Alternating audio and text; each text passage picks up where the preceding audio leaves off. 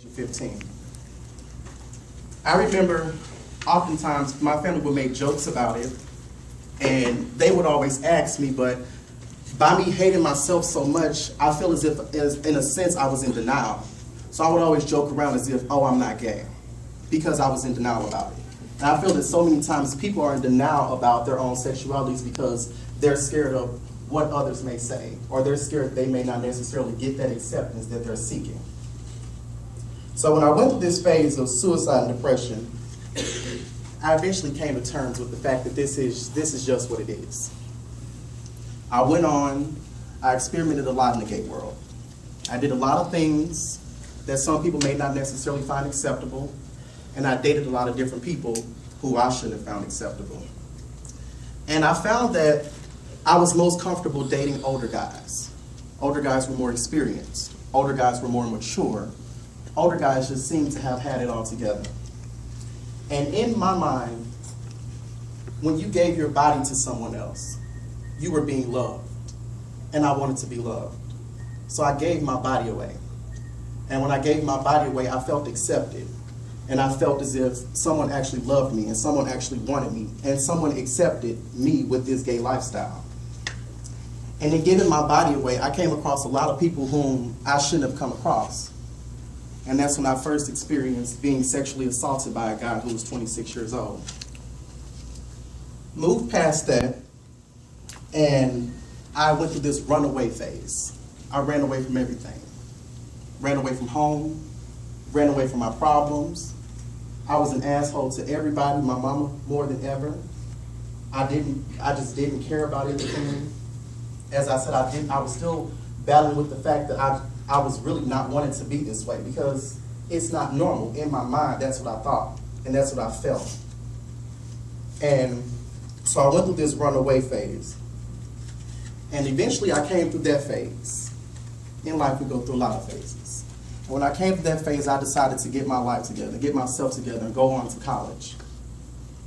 Went into college, I began dating. That was cool. I remember about my first or second summer home, I went home and I began to date this guy. Fell in love. Lord, only God knows why. Fell in love with him. Everything was perfect, but that time came for me to go back to school. So when I went back to school, I had my first long distance relationship. And that, of course, brought about so many problems where he and I eventually began to part ways. And essentially, we broke up. So we went and we broke up, and I continued to go throughout my college career. And one day I received a phone call from him. And he told me that he tested positive for chlamydia, and that I should go and get myself tested. So I went to the wellness center, and instead of getting tested, I just went straight through with the treatments. I felt there was no need to pay for testing and treatment, so just to protect myself, I went ahead and got treated. And one thing that I was told is that once you get one STD, you kind of open your body up for more. Keep that in mind. So I went on, moved past the chlamydia. That should have been my wake-up call. So many times in life, we're given wake-up calls, and we choose to ignore them. I ignored it. At that moment, when I was told I had possibly come in contact with chlamydia, should have been my wake-up call. I should have slowed down. I should have begun to protect myself more. I should have been more conscious about who I chose to date. But I didn't. And eventually I would pay for that. So time went on. I dated some more. And I went through this stage where I was just reckless. Now I'm not saying reckless like I was just, okay.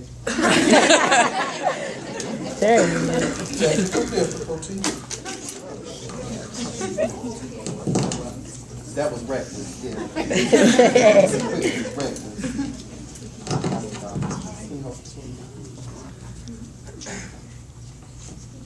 Okay, I'm back. And when I say I went through this stage where I was reckless, I meant that I was sleeping around with different people whom I had no business sleeping with. And I'm not going to give y'all my body count, because honestly speaking, that's kind of nobody's business. But I was reckless, and I just didn't care. I felt that I was invincible, like nothing could happen to me. And I feel like so many times we all feel as if nothing can happen to us until it actually happens. So I remember one day going to St. Joseph, routine checkup. Went to the clinic. First and foremost, the worst pain of my life, let me just tell y'all that, because I don't know how many, females will know how they test a man. We're not going to get into details, but the worst pain of my life. So the lady told me, if we call you back, there's a problem. If we don't, you're good. However, either way, you need to come back in and get your results for chlamydia and HIV, because by law, we cannot give those over the phone. I said, okay, fine. Time went on, she didn't call me. So of course, what did I think? I was good, right. And one day I got a phone call from her, scared out of my mind. And she told me, hey Devin, no big deal, I just noticed you never came back in for your HIV and syphilis, HIV and syphilis results. And so, I said, okay, it's no big deal. I'll come in tomorrow. She said, well, actually, we have a spot available today, and they know that I speed. I sped a lot going to St. George. She said, we have a spot available in the next 45 minutes. Never mind. She said, we have a spot available in the next 45 minutes if you can make it to St. Joseph. I said, okay.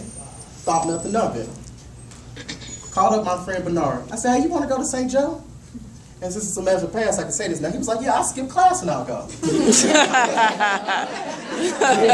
We're passing. So I'm like, okay, cool, let's go to St. Joe. So we pulled up in St. Joseph. And we pulled up to the clinic. And I said, I'm going to go in here, get these negative results. I'll be right back. He said, okay, cool, I'll run the street to the bank. Perfect. I went in, and immediately, fear had overcome me. Because they took me to a back room, and there were 2 nurses. And I was like, oh shit, it's about to get real. So we went into this back room, and the lady, she came in, and she was very optimistic. She was like, hey Devin, how are you today? I'm like, good, can we discuss my results? Got things to do. She's like, okay, fine. Everything came back negative. I'm like, perfect. Except. And in that moment, she paused. A 2-second pause.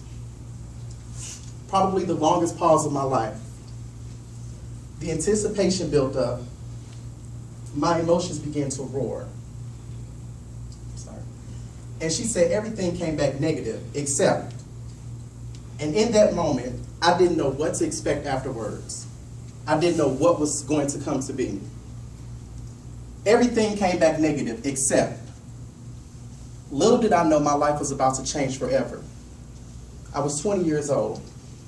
She said everything came back negative except your HIV results. And just like that, I'm sorry, at the age of 20, I was diagnosed as being HIV positive. And I sat in the office for another 30 minutes. And I honestly can't tell y'all what that lady talked about. I can't tell y'all anything else she said, because in my mind, I was going to kill myself. I no longer had a will to live. I no longer wanted to go on. Who was going to want me at 20 years old with HIV? So she talked for another 30 minutes. She gave me a few cards. I walked out. Called my mama. Never once mentioned suicide, but a mother knows. And my mama, we talked about it for a minute. She was like, well, I know you're thinking about it. I'm not even going to say it, but I know you're thinking about it. And she was like, that's what would hurt me the most.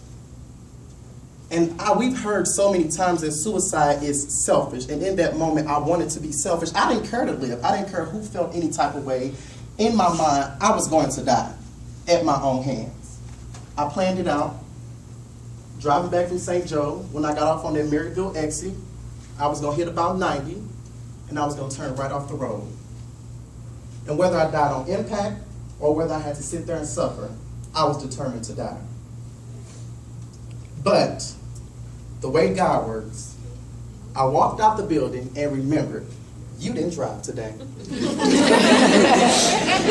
So I looked over, lo and behold, Bernard was there. And I am so thankful for him. Everybody who knows me knows that I tell people I love Bernard to the moon and back. This is one of my best friends, and I am so thankful for him, and I'm so grateful for everything that he's done for me. So I went on, I called my sister, and you know my sister and I talked about, my mom and I talked about, and I did research, and there were a lot of false positives. It was like an 11% chance you could be falsely positive. So I'm like, okay, they made a mistake. The clinic seemed kind of cheap anyway, so I'll get a second opinion. So I went on, but still at that point, just knowing that I had been told that, I was so depressed. And every day was a struggle to get out of bed, because I had no will to live. And although I told my mama I wouldn't do it because I didn't drive that day, I still struggled every day with wanting to take my own life. But I had the most wonderful support system. And back on Bernard, I'm not calling y'all, so please don't look at him. For 2 weeks straight, child, I was depressed.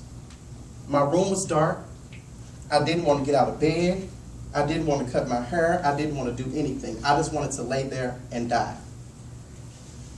But every day, Bernard reminded me of two things. He always told me, you have HIV. HIV does not have you. And another thing he reminded me of was that he knows no one stronger to handle this except for me. All of my friends were wonderful. That's not to, exclude anyone else. LG, Ty, Tay, everybody was so wonderful, the ones who knew. So I decided to go and get a second opinion. Got the second opinion back. Lo and behold, the results were still positive. Okay. At that moment, I was faced with a choice. Deal with this or give up. I chose to deal with it. So I picked myself up one day, said I'm going to deal with it. Began to go to the doctor. I began to take all the necessary steps to make sure that I was protecting myself, making sure my health was in order. Still in my mind, I was saying nobody would want to date me with this at 20 years old. I went on to get engaged. No clap. I went on to get engaged, and I just decided that I was going to deal with it. So that was in October. That was 2 years ago. I mean, that was a year ago, 2 days ago. Still here. I decided that I wanted to do good with it. So in February, I began meeting with Steve about how we could present this to the student body. And no, I'm not saying just go out and tell the whole student body, oh, girl, you know I got HIV. No, I'm saying I want to do good with it. I think that people need to be educated on so many things. Suicide is real. Depression is real. And oftentimes we like to sweep things under the rug as if they don't exist, and they do. And I think that it's imperative that we as people be there for one another. That's why all of my events this week, i.e. the Just Keep Swimming, were centered around people helping people. Because if you don't have anyone else to depend on, then people forget the fact that they have a will to live and they have a reason to live. So I said, I want to do good with this. I don't want to be the closet, oh, I have HIV, let me walk around like I got a chip on my shoulder or something. I'm not mad about it. I've moved through it. Every day is definitely a struggle. Every morning when I wake up and I have to take that big horse pill to make sure that I'm good, I'm faced with it. Every day I'm reminded, at 21 now, you have to live with this for the rest of your life. But I'm good. If I was to go and get tested right now, you wouldn't find it in my body. I take my medicine on a regular. I take care of my body. I exercise. I eat right. But I think that it's definitely crucial that we encourage each other. Because everybody is fighting a battle that nobody knows about. And so many times I've seen so many of y'all faces on this campus, and it's been times I've just wanted to die and break down inside, and y'all would never know. I was fighting a battle that only few knew about. And people would just say simple things to me, just a simple compliment, and that would brighten my day. We as people need to be positive in a good way. Not my type, but you know. I'm not making a joke about it, but I'm saying seriously, we need to be positive. We need to encourage one another. It's definitely healthy that we as individuals, especially on the campus of Northwest, we lift one another up. That's why I wanted to do all these events surrounding suicide and depression. I don't know who's battling with suicidal thoughts and depression. I struggled with it. I can't speak for anybody else in this room. I don't know who's struggling with their sexuality. I struggled with it. I can't speak for nobody else in this room. But I want to encourage you that you'll be accepted. It may not necessarily come when you want it, but you'll be accepted regardless. I accept you. My mama did not accept it off the bat. Let me tell y'all, anybody who knows Sister Stacy knows that she is a skirt-wearing, Bible-toting church lady, and my mama would not accept it, and she still has the hardest time accepting it. And that's okay. If someone doesn't accept you, you have to accept the fact that I accept me. My mama may not ever accept it. She still accepts the fact that I'm her son, and she loves me no different. She doesn't have to accept my lifestyle. Nobody has to accept any of you all's lifestyle. If you're happy, you be the best damn happy you can be, because nobody can take that happiness away from you but you. And I'm sorry, I skipped all around now, I lost track of where I was. But I just want to, so many people have asked me, Deven, why would you want to do this? Why would you want to tell your business? Why would you want to put it all out there like that? There are a number of reasons I wanted to do this. When we look up here, we see the word vulnerable. I'm allowing myself to be vulnerable for you all. I'm gonna wing it. I always tell people, you tell your testimony because you never know who it can help. I don't know who I'm helping right now. I may not be helping but one person. That's okay with me. My goal today was to touch one life. If everybody else walks out of here with nothing from this message but one person, that's okay with me. I also tell people I want to educate people. Like I said, suicide and depression are real. HIV is real. It's something I struggle with every day. I have my days where I'm not feeling well. I have my days where I just cry because it's like, dang, this is really something I have to deal with for the rest of my life. But I'm okay with that. I'm not crying because I'm upset about it. I'm crying because it's my reality. But HIV is only a part of who I am. It's not who I am. So every day, I push forward.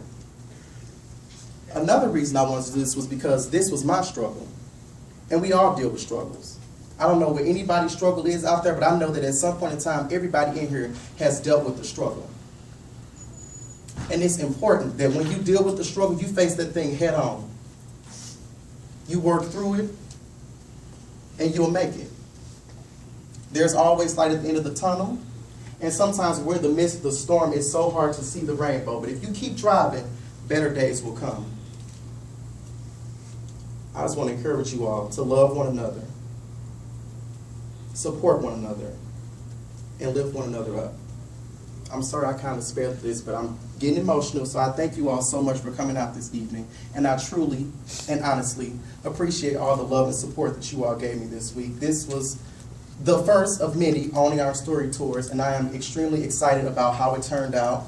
And once again, I thank you all for the tremendous amount of support. Thank you.